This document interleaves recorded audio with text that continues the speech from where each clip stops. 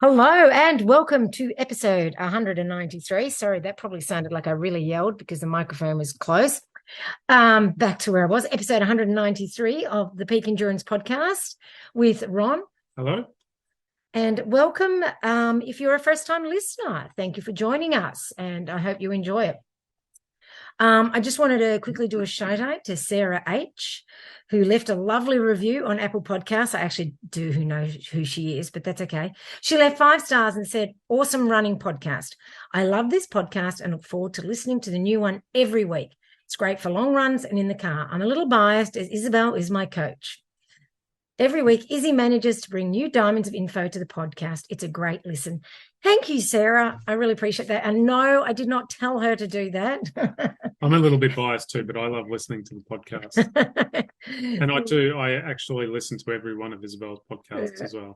I don't. Even when I'm in it, which makes me cringe a bit. Yeah, well, I don't, because I don't like listening to my own voice, especially the way I laugh. Yeah, sometimes I shouldn't have said that. I'll listen to it, and when I tell Isabel that I've listened to it, she's like, "Was it okay?" Because she won't listen to it herself. Yeah, so crazy stuff, isn't it? It's funny how your voice that you think it sounds different when you're totally different. Yeah. Totally. See, whereas I think you sound fine on the odd occasions when I have listened. Yeah. But yes, it is the way it is. You would have thought after nearly 200 episodes, I'd be, comfortable with yeah. it? Yeah. But sometimes I'm just worried I just sound like an idiot. So anyway, do you have an injury or niggle that is bothering you, Ron? Not at the moment. No. Awesome. It's not stopping you from achieving your best? Oh, no. No? No. Because if it was, then you'd go to Health and High Performance, right. wouldn't you? Yes, and I have in the past. You have. Yes. We both have. Yep. But, we're both doing all right, trucking along. So go to healthhp.com.au and speak to Luke Nelson and organise yourself an appointment or even a telehealth appointment, because they can be useful if you're, not even sure if you need to come in fully.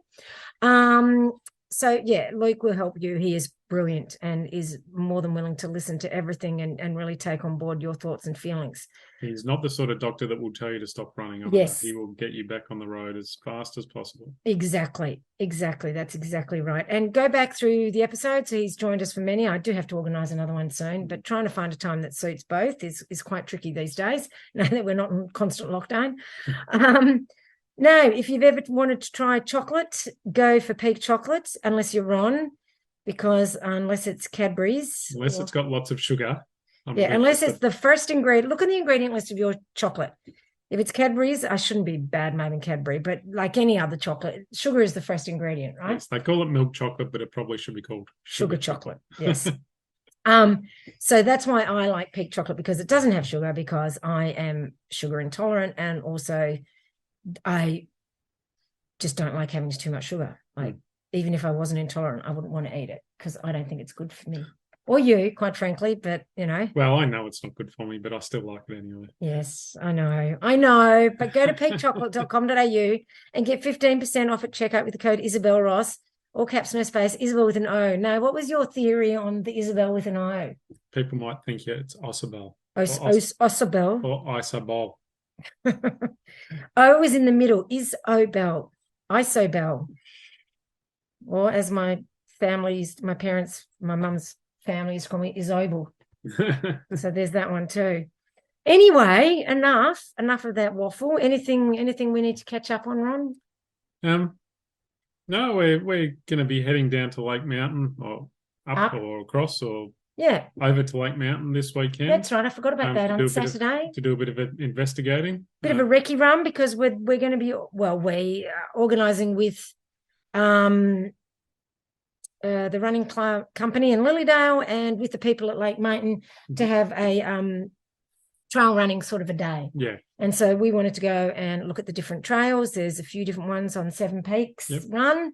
So, yes, we're going to do that. And then we've got something fun on Sunday, don't we? We're heading into the city to do a, what are they called? Metro game. Yep.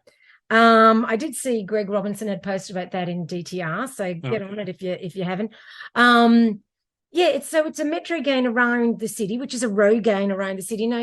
Tell the people how you do your checkpoints. Well, once you when you register and get ready to start, they give you a list of questions, and each checkpoint has a specific question related to that checkpoint that you have to prove that you've actually got there. So once you get there, you'd read the question, and by answering the question, it proves that you've been to that actual site, and then you move on to the next one. So that should be really interesting. Yeah, and a bit of like a scavenger hunt. Yeah. A bit of fun, a bit of a different way to see the city. Apparently, it'll be based on arts and culture and that sort of thing. So we should do really well. Yeah, because we're experts at that. We will need to visit the sites because we won't know. No, that's right. We won't be able to cheat. And we're also planning on Saturday afternoon, evening, going to the Hungarian Festival in Wantirna. Not that that's got anything to do with running, but it's got something to do with the second best thing, food. So yes, that's right. We're hoping, there'll be a bit of culture there. We're hoping to experience a bit of culture and Hungarian food and dancing and music. And, they said on the thingy that they've imported beers and wines from Hungary. God knows what that's like. Yeah. So the Hungarian culture is not a culture that I really know that much about, either. so I'm really interested in. But I saw it on Facebook as a possible event, and I thought, well, that's just up the road from us, and we like to try and do different things. Yeah, we went to a German festival. Well, that's kind of because I am German. Yes, I know. But so. And we did go axe throwing the other week, if anyone's thought of that, when we're talking about doing something different. Yeah. That was fun. Yep. Tricky but fun. So, as much as we love running, we also recognise that it's good to do other things, and have a bit of fun out there. And, so look out for us at the Hungarian Festival. At the Hungarian Festival, yes. Eating goulash, I hope.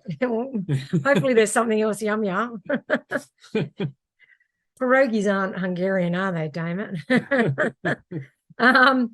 Anyway, so that should be a bit of fun, and we just like to do different things and see how that goes, and hopefully the weather stays semi-okay because it will be officially autumn. So I mean, it's still summer at the moment, but bloody hell, it was cold and raining at school today. That's right. I started to panic when on my way to work because it got very rainy, and I knew I had to ride the motorbike home, so I was a little bit worried about that. Yeah, I was a bit worried too. Turned out perfect. Yes, excellent. All righty, so what we're talking about this week is running hills. And we're going to talk about that in regards to running hills in your long runs and in specific sessions. Now, I'll be talking about it from the perspective of a coach, and Ron will be talking about it from the perspective of just your everyday runner. Someone who enjoys running hills. Yes, you do enjoy hills, don't you? Mm-hmm. And I love hills too, but I like the really steep, hikeable ones. Yes. But I also do, before I got into all this sort of stuff, I was more run everything. And I used to like running hills.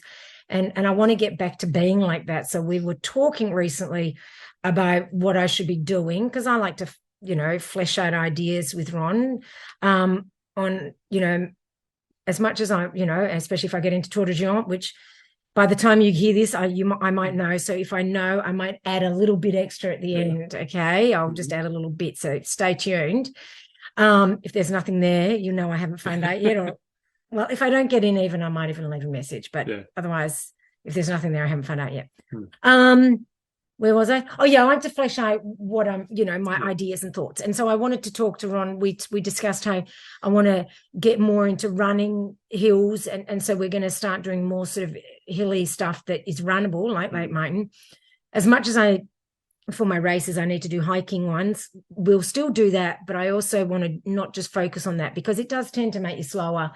And I'm a runner, and I'm not a hiker, ultimately. One of the things we've found with Isabel's training, particularly when she's training for the really long runs that she's done, the 250 plus kilometers, is that all hills become hiking hills because you've got to preserve that energy for later on. Whereas, with Isabel, kind of pulling back on the distances a bit, not counting Tour de Géant if she gets in. But that's not till September. Yeah, but as, she pulls back on those distances, suddenly running the hills becomes more of an option again. And we were talking about how that is something that needs to be practiced. Yes, and not just by me, obviously, but by everybody, because what I've developed is this terrible habit now of every time I see a hill going, oh, it's a hill, walk. Yeah. Okay. And and that's when, like we said, when you're shortening the distance, it's kind of like this is ridiculous. We're doing a 15K run. I don't need to walk the hills. Yeah. And so it's getting back into that mindset of running hills. And so we were talking about, how we do that as a runner. And I thought I would share that with you because maybe you're in the same position as me. You've been training for one really steep climbing. And don't get me wrong, I do running during the week where I'm not hiking, but, we're talking about on the longer runs. And at the moment, 15K is my long run. We're talking about, getting out. If you may have been in that mindset too of hiking everything, and now you're training for something that's not so hilly, how to get back into running all the hills as much as possible, okay? Because you're not always going to run all the hills. It depends on the grade. So first of all, let's start off by talking about running about hills in your long run. Okay, now generally for normal undulating terrain, you would run every hill. However, if you go to the Dandenongs or Macedon or the Blue Mountains or whatever country you're in, those really long, steep climbs, which probably other countries have way more than we do, you might find you come up against a hill that you have to walk, and that's fine. But at what point do you walk? Well, it comes down to how you actually feel in the moment. Although to a certain extent you have to, like Ron said, once it gets into those really long ones, you have to train for just walking all the hills. And there is, I was looking in, on the internet about, ideas on hills and that sort of, on when to walk and when to run. And it's really quite contentious. Like talking about, some of them say that it's faster to walk a hill. What do you reckon? Do you reckon it would be? Because even though when we walk fast or hike with the poles, do you think that would be faster than running? I don't think it's that clear cut, because if I've got a 1 kilometre hill, douche grade hill, it's going to be faster for me to run it. Yes, I'm talking steep. If it's steep, absolutely not. Yeah. It'll be much faster to walk it. Yeah, and I mean, more less energy. Yeah, less effort. Yeah. So you look, I've just done as simple as looking at my watch. I'll be running the hill and then I'm going to walk it. Oof, my pace drops. Yeah. And I'm a good hiker, you know, but your pace is going to drop. So you need to marry that up with the fact of effort level. Yes, maybe it's faster to keep running, but if you are absolutely redlining it and gassing it, such to the fact that when you get to the top of the hill, you're so, I was almost going to say a rude word, stuffed. Think of the other word, stuffed, then it's pointless running up the hill, even if it is faster, because you'll end up slowing down so much later on because you have absolutely torched yourself. So then sometimes, it's more effective and efficient to slow down a bit on the hills by walking, and then you can run more of the flats and the downhills later. If you burn yourself out on the first 2 hills, and then you just have to walk for the rest of the race, then that hasn't been more efficient, even though it seemed faster at the time. Did you have something you wanted to add to that? Yeah, just even in training, like, there is the overwhelming urge to say, well, I'm training, I'm not racing, so I might as well just, might as well run the steep ones. Oh, okay. And, because I don't have to save myself for the further on in the race. But if you're doing a 30K run that includes 1.5 to 2,000 meters of climbing, you still need to save yourself for the end of the training session. There's no point in pushing yourself so hard that you either cut your run short or your last 5 to 10Ks you're basically death marching it. You still got to save yourself for the end of the training run. Yes, so, and it is good to practice the training of walk running, because then also what you can do is even if you then just walk for a little bit just to bring that heart rate down and then start running again. And this is something, it's all on feel. There's that saying, run until you feel you can't, then walk until you feel guilty or lazy or whatever it is. But, that kind of can also lead to people walking as soon as possible, because it's like, oh, well, it's hard, I better start walking. But hill running is hard. And it's energy demanding, because the runner has to activate muscles to overcome their own weight and gravity. And the steeper the hill, the more energy you need to invest to overcome it. So obviously it is going to be hard. But if we started walking as soon as it got hard, we would walk every single hill. And most people aren't doing 200 plus races, so you don't need to walk every single hill. Even in 100K, you don't need to. So we don't want that. So you walk, and I often, when I'm getting back into running hills again, I do walk, run. So I'll run, walk, run, and then I'll walk for a little bit, bring that heart rate back down, and then run again, and then walk, and then run, and slowly build up the portions of running, obviously. So that's what you should be doing in your long runs if you're trying to increase that running of the hills again, because that's the time to practice it. That's when you're training for your long race. So train for it in your long runs. So you're dialing down the effort a bit. Like Ron said, you might be out there training, it's only 30Ks, but you don't want to be redlining it in a 30K either, because this is not a speed session. Yeah. You don't want to have to take 4 days to recover from it, not just then you'd be recovering from the effort of redlining, the distance, and all these different things. This is where the focus is on the length. So don't, it's not an interval session where you kill yourself on the hills. Righty. So when you're going up a hill and you're wanting to run further, dial down the effort, shorten your stride, and keep your core strong. Don't sort of, slouch over and, try to still keep a little bit of a pep in your step, even though you're shortening your stride. Then you run until you feel like you can't. And when you feel like you can't, just run a little bit further, like pick a tree, pick a rock, something, just run that little bit further so that you unlearn that habit of starting to walk as soon as you want to walk. Okay, just run a little bit further. And then once again, like I said, as soon as you feel slightly recovered, slightly, not fully, then you start running again. And you can keep doing this until you're running all of those more runnable hills. Some steep hills you still will ultimately always walk. Do you have any tips for people for running hills? Yeah, I find when I'm doing that, I kind of make myself a promise that I'm not going to run until I'm not going to walk. I'm not going to walk until I get to the top. And so I will push my way to the top. But are you getting to the red line stage or? No, not like that. But to stop myself from going, it's getting hard, I think I'll walk. Yeah. So I promised myself, right, I'm not going to walk. I'm going to give myself a break once I get to the top. And then when I get to the top, I go, actually, that wasn't so bad. And then I keep going. Yeah. And I think those mind tricks really work. Yeah, absolutely. I used to, back in the day when I used to actually wear a hat, I used to wear the cap, and if that hill was long and daunting ahead of me, I'd just pull the cap down a little bit so I could only see a little bit in front of me and just run, focusing on just that 100, 200 meters in front of me, as opposed to, oh my God, look how long that hill is. That's what I used to use caps for, not to keep the sun out of my eyes, but so I didn't have to see the hills.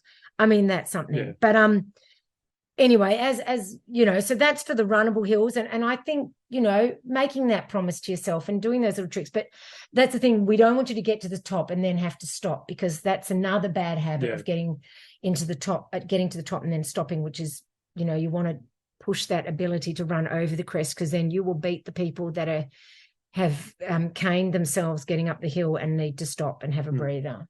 And that's the other thing also, that if I do feel that I need to stop need to walk on a hill, I will always try and start running again before I get to the top. Yeah. So just short of the top, I'll start running again so that I can run over the top of the hill and keep going. Good practice. Yeah. And obviously some hills you will have to, use poles and that sort of thing. And that's fine. Just, or pushing on your knees. Just make sure you move quickly. You're not out there for a Sunday stroll. You're not there, like for a Sunday stroll. I don't know what else to say. Saturday stroll? A Saturday stroll, Sunday stroll. Either one. You're not going to get the paper. You're going for a run. So that even though you're walking, you want to be maintaining the effort level as if you are running, and not just sauntering up the hill, And if you're using poles, just use them. Like, they're not there for decoration. Push them into the ground. Yeah.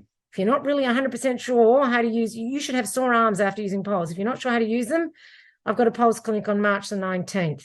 So come along. Well, register first and then come along, because when you register, you'll get all the info sent to you. We'll help you to learn how to use your poles properly. All right. Now, that sort of running, did you have anything more you wanted to say about just general running hills, like people who are daunted by hills, what they might, is there something we can help people with thinking about? Other than you touched on it though, just quickly. When you're running up a hill, and certainly when I first started trail running, I found, being in the road runner's mindset, when I got to a hill, I thought I had to stride up that hill. I thought I had to really push, extend those legs and push hard up that hill until, a fellow runner on a run actually pointed out to me that the best way to get up a hill is to keep your cadence consistent, whether you're going uphill, downhill, on a flat, and shorten your strides so that you're almost bouncing up the hill. Well, that's kind of what I said before. I did say shorten stride. Yeah. Yes. But that's it in general, not just when you're feeling, tired. No. You should always shorten your stride up the hill. So shorten your stride, but keep your cadence consistent. Yeah. And work through your calves and get up on your toes. Yeah. And use your arms. Yes, and definitely use your arms. Swing your arms. When I first came over from road running into hills, I thought I had to maintain the same pace, which was really freaking hard. I used to die, especially because I was quite a fast runner back then. And that's when I decided I couldn't do that. I had to just go for effort level. Yeah.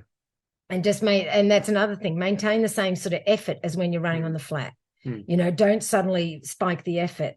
Yeah. And it's interesting because Ron and I were talking about that, and we were creating a masterclass video for my premium clients on different ways of running uphill. And Ron, we filmed him striding up the hill and then using the shortened stride that we've talked about. And golly, you looked so much better with shortening your stride and so much more efficient. And it just looked exhausting with you trying to punish the hill as you stomped up it. Yeah. So it truly does make a difference. Oh, it makes a huge difference. I remember I was running 2 bays, the 56 one year, and I was following behind this guy who every time we got to a hill, he tried to stride up it, but I would still catch him by the time I got to the top. Yeah. And, after about the third hill, I pointed out to him, I said, hey, listen, maybe try this. We got to the next hill and he just took off and left me. Oh, because he shortened his stride and got so much faster. I was like, shouldn't have told him that. Should have told him on the last hill. Yeah, that's right, after the race. Yeah, it's like, oh, geez. Yeah. So, practice shortening your stride, but, still maintaining a strong body. Yeah. And like we said, a bit of pep in your step, a little. I mean, not bouncing too much. We're not trying to waste energy, but you don't want to hurt into it. Yeah. I don't know how else to explain it. Yeah. Sink into the hill. You don't want to sink. As you said, stay upright, keep your good posture and good core strength, and you'll find that by doing that you'll be able to breathe easier. Yeah, but you'll keep a good cadence as well because you can't. And just think tap without keeping a good cadence. So. That's right, and that's so important. All righty, now so we've talked about running hills in a run or in a race, but you also need to train on hills specifically to become a stronger and faster runner. So training on hills is important, even if you run on the flats. It's still good to do because it improves your leg muscle strength, quickens your stride, like we spoke about. It does through strengthening your stride. It can expand your stride length for when you're on the flat. Develops your cardiovascular system, obviously, because you're getting fitter. It enhances your running economy because your push-off becomes more efficient and stronger. And it can protect you against leg muscle soreness because you're not pushing so hard on the flat. And it's actually less likely to cause injury than doing speed work on the flat. Personally, I discovered, obviously it was a run, but I didn't know about it at the time. Hill training for UTA. I had hamstring injuries to both legs, and that I'd gotten from going, through speed work, and so I thought I need to do speed work for UTA. But what am I going to do? Because as soon as I go on the flat, every time I did and tried to do speed work, my hamstrings would play up and really hurt. So I started to just do my 3-minute VO2 intervals on basically Baselinder Road, if you know it, a nice long gradual dirt uphill. And I'd always done my speed work at the track or on a bike path or something like that, but I just knew I couldn't do that with my hamstrings the way they were. So I started doing that, and I did that every week for like 3 months. I did like anywhere from 6 to 10 of these 3-minute hard effort, because it's VO2. Up that hill. I also did, tempo runs on a Thursday, but that's a little less speedy, so it doesn't hurt your hammies as much. And, that was my first 100 UTA with all those stairs and everything. I also did stair reps and that. But that was my first 100, 12:41, 7th female. And I think it was down to those 3-minute hill intervals. Firstly, I wasn't injured. And secondly, it got me super duper fit and super strong in the legs. Even though it wasn't a steep hill, I was really strong. So running hills, basically, whether you do it outdoors or on a treadmill, like if you haven't got any hills, you can use a treadmill. It's basically a form of strength training. And often people use it for that because it builds the muscles in your calves, your quads, your hamstrings, and your glutes, and your hip flexors, your Achilles tendon, and it strengthens it more than running on flat surfaces. And of course, like I said, it builds your fitness, but it's the downhills when you need to be careful, really jog them easily to ensure you don't injure yourself. Now, you've done those with me, some hill reps up Baselander Road, haven't you? Yeah. Because I like to share the pain. Yes, you do. They are very tough. If I was doing an effort on the regular road, I would, at 80 to 90%, I'd be around, the high 3 minutes to 4 minute Ks. On the uphills on the roads, it's right back down to 5 minute Ks. But it's still every bit is effort, the same effort. So you've just got to be prepared to go slower. And the thing is, the body doesn't know pace. The body only knows effort, heart rate, effort, and muscle recruitment. It doesn't know, the body doesn't go, he's not doing 3 minute 50 pace. Yeah. Oh dear, we're not going to get as fit. It doesn't do that. It only knows pace. And the other thing you have to focus on is not starting too fast. Yeah. Because when you do start a hill rep on a very runnable hill, you mean the first rep, or you mean the first portion of each rep? The first portion of each rep. You want to, you start the rep, and yes, you can hit those paces, but 30 seconds in, those paces are starting to get pretty hard. I know. You can look at your watch and go, 30 seconds. I'm sure that was 2 minutes. Yes, that's right. And there's only so many times you can look at your watch in a 3 minute. Yeah. Well, like you said to me, why does that third minute go the longest of all of them? It does. Yeah. Because then, the lactate's building up, and you're really starting to feel heavy legs. Yeah, you do. And it gives you that heavy legs more than on the flat, wouldn't you say? Oh, yeah, absolutely. Yeah. Absolutely. Yeah. So, but of course, you don't just have to do 3-minute hill intervals. No, there are so many different things you can do. The most basic of all the workouts that I like for hills is 12 to 15, maximum 20, because I really 12 to 15 is the best, but I know some people like to go a bit longer on them. Hill sprints up a really steep incline with a minimum, not maximum, minimum of 1 minute, very easy walk, jog, back recovery. And I know people, because I've given these to people for a long time, and they like to cut short the recovery. That actually negates the benefits of the workout, because these short hill sprints are to create neuromuscular adaptations. It's a boost of fitness, so to speak, to the neuromuscular system, which allows your body to increase the speed at which it sends signals to the muscles. So it's the connection between the brain and the muscles, and then that allows your body to activate a greater percentage of muscle fibers and fire them more forcefully. So that's what it's teaching your body to do. But the neuromuscular system fatigues really quickly, which is why we just do short ones, and why we have that really long, very easy, that's why I say walk, very easy recovery. Okay. Hill sprints also teach you the aggressive arm and shoulder action, which is crucial for maximal acceleration.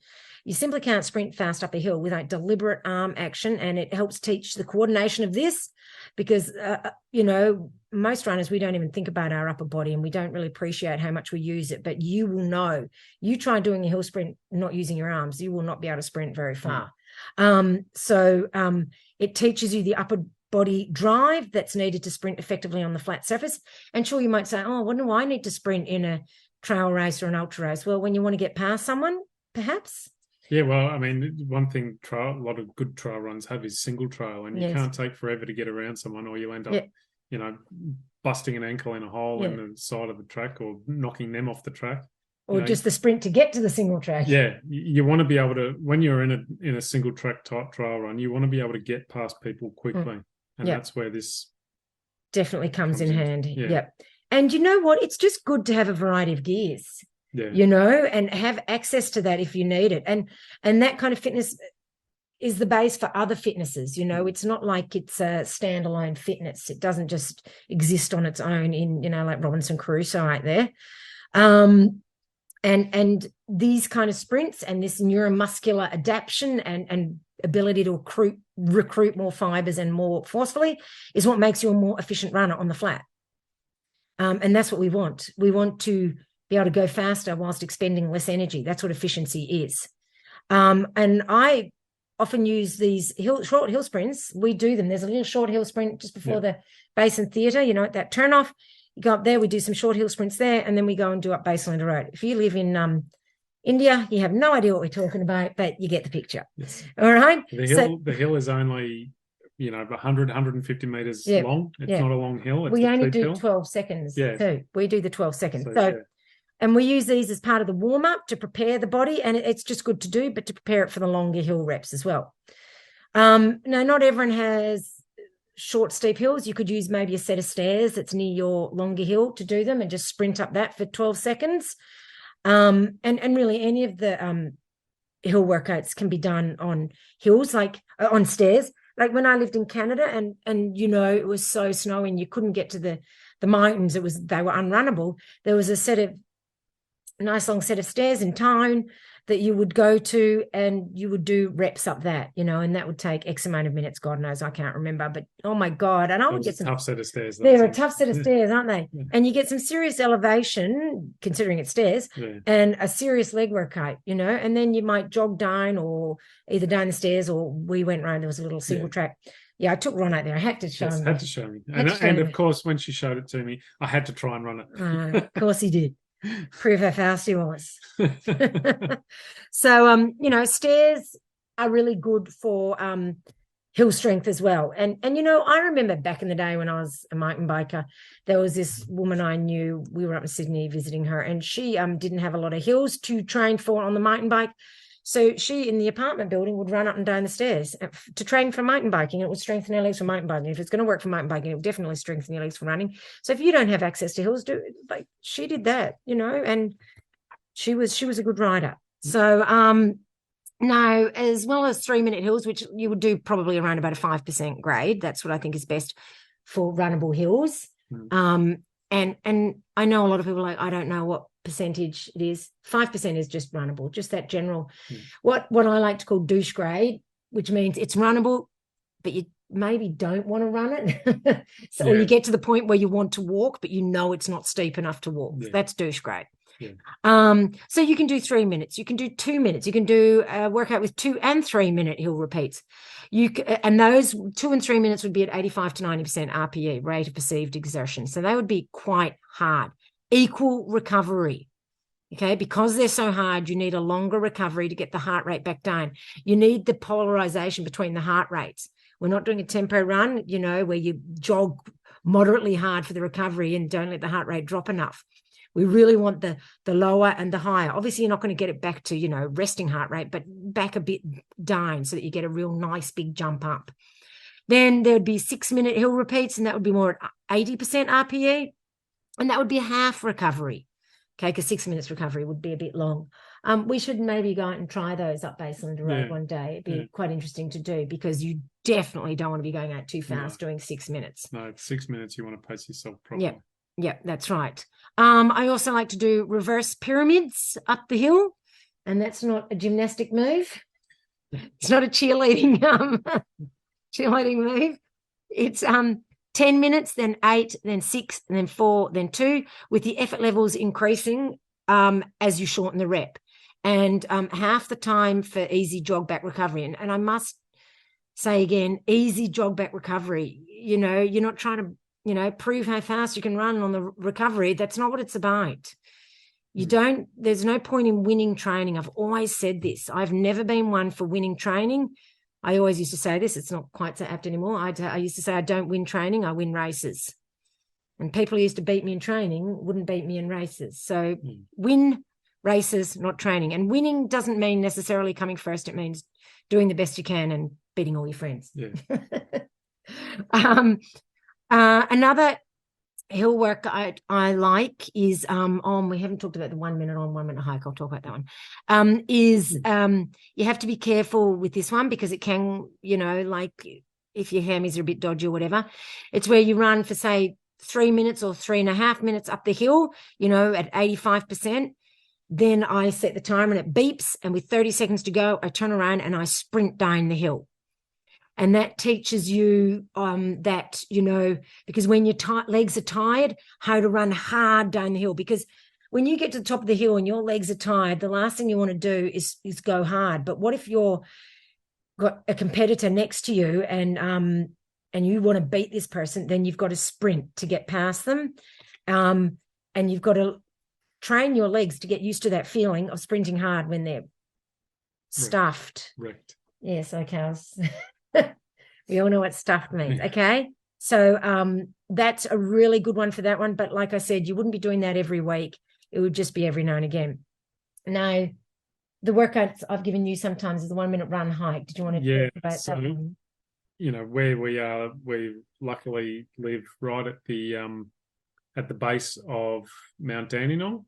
Yep. So from our house, we can, run into the hills, and there's some really nice steep hills where we'll start from the bottom and we'll do 20? one. Oh, sorry. Go. We'll do 1 minute of running, 1 minute hard. So as hard as you can for 1 minute. Probably 90%. Yeah. Sorry. Yeah. And then 1 minute solid hike. So not recovery walk. A solid hike is walking pretty much as fast as you can up the hill, and then running again for a minute. And we'll do it basically. We do 20 of them. Yeah, depending on how long it takes to get to the top of the hill. So, and sometimes we would get to the top of the hill before we finish the 20. Yeah. So what I would say then is, okay, on the run, you turn around and you sprint downhill. And then you turn around and you walk fast. Yeah. And that was, because you don't always have a hill long enough. Yeah. And that ends up being, because it's 20 1 minute, which means 40 minutes. Yeah. It doesn't mean 20 minutes, it means 40 minutes. And I've given that to some clients and they've reported back that's bloody solid. And you would agree, wouldn't you? Yes, absolutely. Yeah. And that works for everyone because, you RPE obviously, is RPE. Yeah, you obviously work to your own fitness level. So, yeah. And it teaches you also to transition between running and walking without slowing down. Yeah. Because a lot of what people's mistake is, sometimes they go, I'm going to walk now, and they slow down. Yeah. But we're trying to train, no, I'm running hard and I'm walking hard. Yeah, that's right. Yep. And regardless, because there are some sections on the hill that are quite steep. Yes. So, if it means for you to run at the steep, you got to bloody if you're coming up to that steep, but you're doing the maths going, geez, am I going to hit this on the walk or am I going to hit this on the run? Should I walk slower? No, you should not. If you're halfway up that steep hill and you have to run, you have to run. Yep, that's it. So, it's also, it's sort of fartlek, but also threshold, I guess. So, it's a really hard workout, but good fun. And you feel really good at the end of it. Yeah, you do feel good. And your reward is a nice, easy jog run back down the hill. Yes. Once again, take it easy. Okay. Now, with Perk, we are changing Perk a little bit, aren't we? Yes, we are. Yep. We are going to, we live in Ferntree Gully. So we've decided that we're going to hold the sessions here in this area because that makes life for us a little bit easier because we both work during the day. And then to go out of an evening as well is tough. So Tuesday nights will be the short hill sprints and strength training for runners. So I've got all the equipment and we will first of all go for a little jiggity jog to get to the hill, then do some short hill reps, then come back and we will do strength training sessions specifically for runners. So functional training for runners. Then on Thursday nights, we will go to the Ferntree Gully Quarry It is Yeah. called that, isn't it? I think so, yeah. Which is in, surprisingly, Ferntree Gully. Yes, it is. It used to be a quarry. It's now like a big lake Yeah. Where kids go diving in summer. Yeah. And people go fishing. Yeah, there is apparently fishing there. Yeah, don't know if I do that, but but there is also, because it was a quarry, it's like really steep. So there's steep hills and there are really long sets of stairs, which just make my heart feel warm, you know. So lots of chance there to really work hard on hills and stairs. There's parking, there's toilets. Yep. I think there might be drink taps. Can't remember. Either way. So that's, yes, there is. Yes. Yeah, there would be. You know where all the drink taps are, because I don't drink from the drink taps because I don't like chlorinated water. I'm fussy. And she loves making a rod for her own back. I know, because then I just have to dive first or carry my own water like a camel everywhere. So, but no, I can smell the chlorine. It just makes me want to bath. So that will be starting from the 28th of March, will be the first Tuesday with the short hills and the strength training. And then Thursdays will be the longer hills. We might even sometimes, for really long hills, there's another hill. We won't always just use just the quarry. We'll use there's a bike track nearby. We'll do some things on that. You know, it's going to be a combo deal. Each session will go for, you know, the aim is around an hour, but invariably, like happens, it's about 75 minutes, because we always do a little bit of a stretch afterwards and all those sorts of things. And, you know, I think it's going to be great, and it's going to be really specific to, well, runners, clearly, all runners, but even more specific to those who like to get into the hills. So trail and ultra runners who get in the hills, but anyone who wants to become stronger and a more resilient runner and a more efficient runner. And that's what's going to be happening. So check it out on the website, or DM me or email me, or, you know, I don't know. It's send out a smoke signal, send a carrier pigeon. It'll be really good for those who, you know, really want to learn how to run hills properly and efficiently. It is a very, very handy skill to have. It is. And you know, you will see the difference on the flats.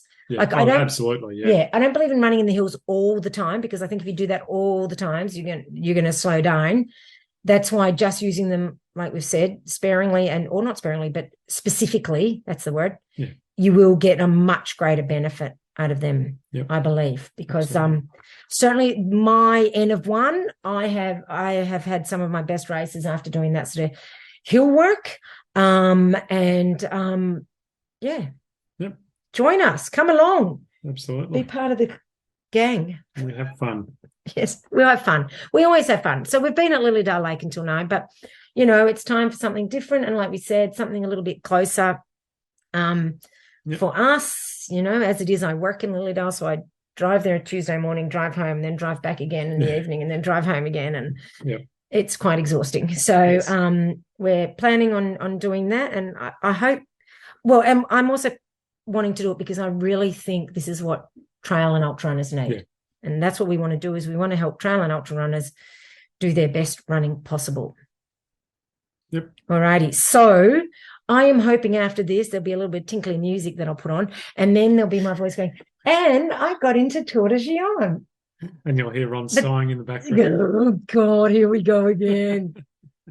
And then there'll be me going, oh, I do want to get in, but I also know how hard it's going to be. Yes, that's right. One of my friends messaged me and she goes, oh, I didn't realize it's in the top 5 of the hardest runs in the world. And I'm like, oh, oops. So anyway. I look forward to the training. Yes. And supporting me on the race. Yes, because what happens is when Isabel enters these races, you get to do all the training. I train for them as well. You just don't get to do the race. That's right. But the beauty of this race, which is part of the reason why I've always wanted to do, is that I'll be having my birthday out on the trail. Well, you never know, I might finish before my birthday.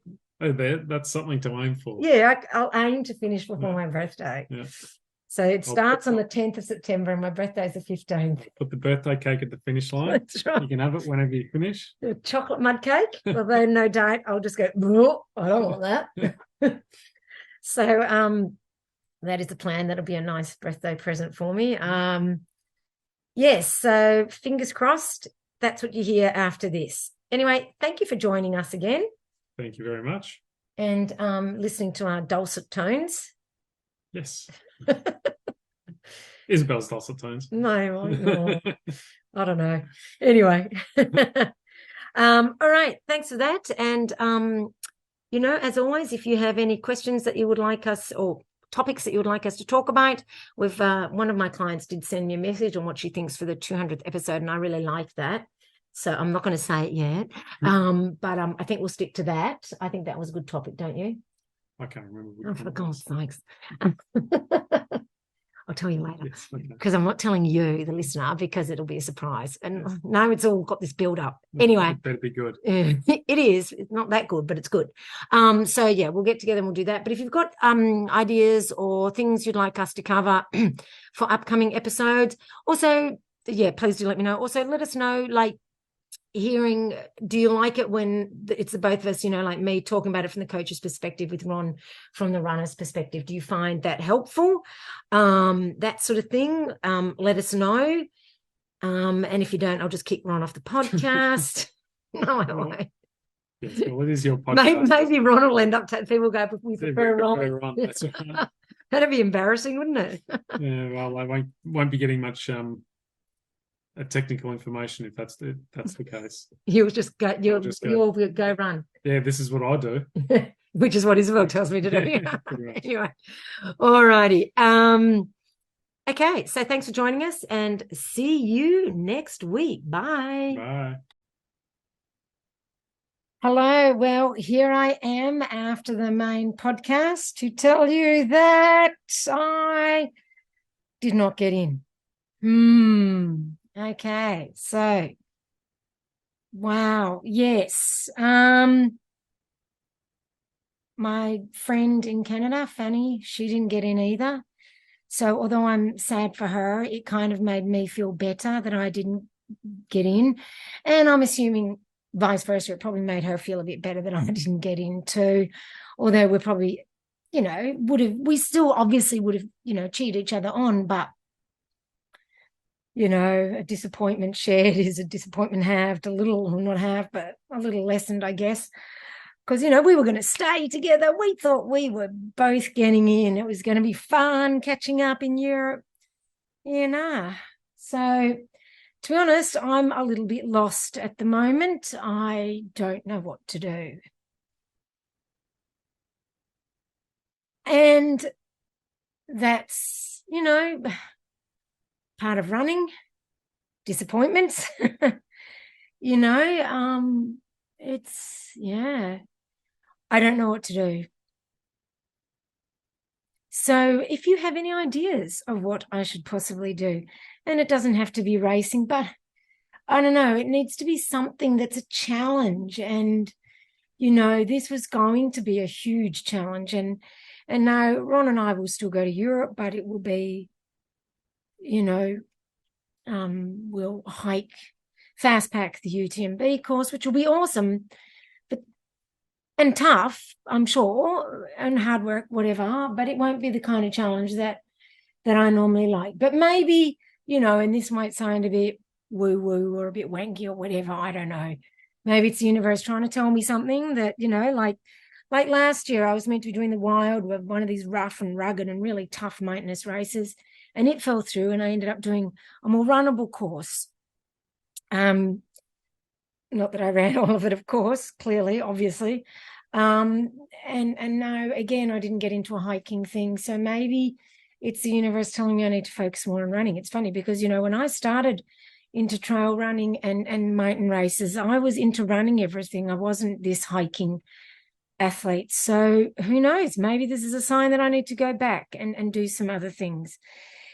This is turning out to be a bit of a tough year for me. Like I was telling a client the other day, I did my long run on Sunday and it was 15K, which for me, that's normally a short before work run, not my long run. So, I am obviously struggling a bit mentally with all of that. Got some other things going on in my life, that make everything feel tougher. That's the nature of life, isn't it? Ups and downs. And, part of this racing thing, I'm not getting younger and age doesn't bother me overly. Like, well, I guess it does. But, I'm 52. It's not like I'm going to be competitive with 30-year-olds anymore. It's sort of like I was hoping to do this race next year. I'll be older again if I get in, and we've got other plans for next year, not racing, but traveling.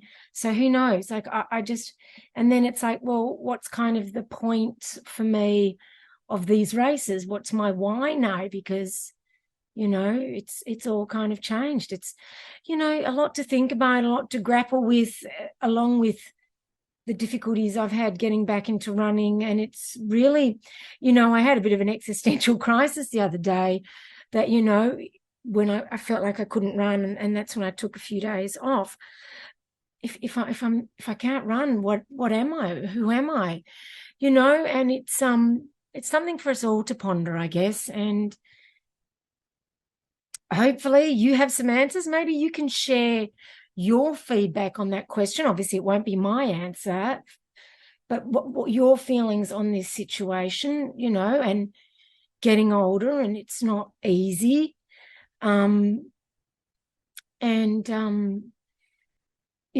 It's funny because I got the news yesterday morning, and just before I went for my run, and I opened up my podcasts just to choose a podcast, and one popped up, the Mindset Mentor. Sometimes not getting what you want is the best thing, or something along those lines. I thought, isn't that funny that popped up as a new podcast first on my feed there? So I listened to it. It wasn't a huge help, but I just thought it was interesting because, there is that viewpoint that sometimes the reason we don't get what we want is something better is coming along instead. And, I think that's a nice way of looking at it. It's that old, there's a lot of sayings for things, just so that when things turn to shit, it's actually a positive thing. And it's not like, it's funny because I never used to want to do Tour de Gion. I remember the first time I went to Barclay, and Stephanie Case was going, you would do so awesome at Tour de Gion. You would love it. You should do it. And I'm like, no freaking way. That sounds horrible. I don't want to do that. That was only 2019 that conversation happened, which, to be fair, is 4 years ago, but it feels like yesterday because COVID was such a shit show. So it hasn't always been something. Those sort of races is very recent for me. People may not know it, but I was a runner. I did marathons and I wanted to go fast. And when I did trail races, I tried not to walk too much. And, although in spite of that, I still did walk. But, anyway, trying to reconcile not getting into that race, meaning I'm directionless for the year. I'm slowly building up my running at the moment. Like I said, other things are happening in my life that are a little tough. So any ideas from you, the listener, on what race I should do would be helpful and give me something to think about. So on that note, I would love it if you would subscribe, rate, and review.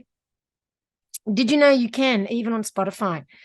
If you go and you listen to the podcast and you click on the podcast, there's 3 little dots in the right-hand corner. If you click on them, you can rate it. So you can on Spotify. I didn't know you could, but I was told that you can.